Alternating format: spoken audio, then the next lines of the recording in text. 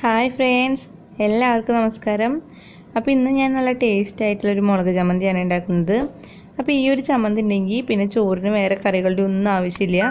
ഈ ഒരു ചമ്മന്തി കൂട്ടി ചോറിനാൻ അത്രയ്ക്കും ടേസ്റ്റാണ്. അപ്പോൾ നമുക്ക് നോക്കാം ഇതെങ്ങനെ ഉണ്ടാക്കാമെന്ന്. അപ്പോൾ ആദ്യം തന്നെ ഒരു ചീനച്ചട്ടിയിലേക്ക് കുറച്ച് വെളിച്ചെണ്ണ ഒഴിച്ച് കൊടുക്കാം. ഒരു 4-5 ടേബിൾ സ്പൂൺ വെളിച്ചെണ്ണ വേണം. കാരണം വെളിച്ചെണ്ണ ഉണ്ടെങ്കിലാണ് ഈ ചമ്മന്തിക്ക് നല്ല ടേസ്റ്റ് ഉണ്ടാവുള്ളൂ. ഇനി ഈ വെളിച്ചെണ്ണ ഒന്ന് ചൂടാകുമ്പോൾ ഇതിലേക്ക് ഉള്ളി അരിഞ്ഞത് ചേർത്ത് കൊടുക്കാം. അപ്പോൾ ഞാനിവിടെ ഒരു 10 ചുവന്നുള്ളി അരിഞ്ഞത് ചേർത്ത് കൊടുക്കുകയാണ്.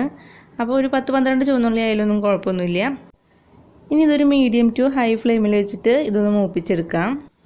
ഉള്ളി ഏകദേശം ഇതേപോലെ ഒന്ന് മൂക്കുന്ന സമയത്ത്, അതായത് ചില ഉള്ളിയൊക്കെ ഒരു ഗോൾഡൻ ബ്രൗൺ കളർ ആവുന്ന ഈ സമയത്ത് ഇതിലേക്ക് ചതച്ച മുളക് ചേർത്ത് കൊടുക്കാം. അപ്പോൾ ഞാനിവിടെ 3 ടീസ്പൂൺ ചതച്ച മുളക് ചേർക്കുന്നുണ്ട്.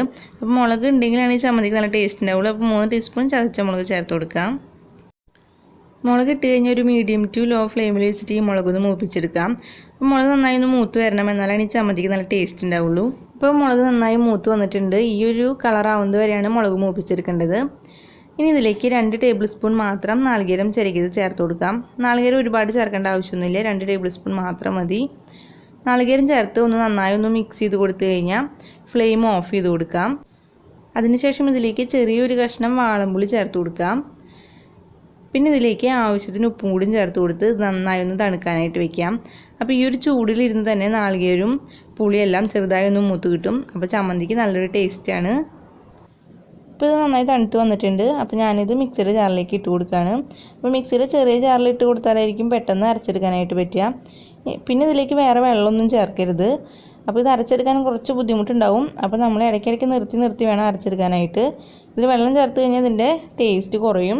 അപ്പോൾ വെള്ളം ചേർക്കാതെ ഇടയ്ക്കിടയ്ക്ക് നിർത്തിയിട്ട് ഇതൊന്ന് അരച്ചെടുക്കാം. നല്ല ഫൈനായിട്ട് അരച്ചെടുക്കൊന്നും വേണ്ട, ഈ ഒരു രീതിയിൽ അരച്ചെടുത്താൽ മതിയാവും.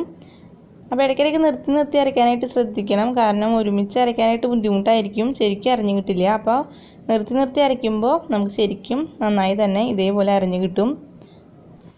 അപ്പോൾ ഇനി ഇത് ഒരു ബൗളിലേക്ക് മാറ്റാം.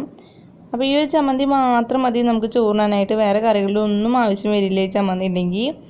അപ്പോൾ എൻ്റെ ഈ വീഡിയോ ഇഷ്ടപ്പെട്ടെങ്കിൽ നിങ്ങൾ ഇതുപോലെ ഒന്ന് ഉണ്ടാക്കി നോക്കുക. എന്നിട്ട് നിങ്ങളുടെ അഭിപ്രായങ്ങൾ എന്നെ കമൻസ് ആയിട്ട് അറിയിക്കുക. അപ്പോൾ എൻ്റെ ചാനൽ ഒന്ന് സബ്സ്ക്രൈബ് ചെയ്ത് എന്നെ ഒന്ന് സപ്പോർട്ട് ചെയ്യുക. അപ്പോൾ ഇത് മറ്റുള്ളവർക്ക് ഷെയർ ചെയ്ത് കൊടുക്കുക.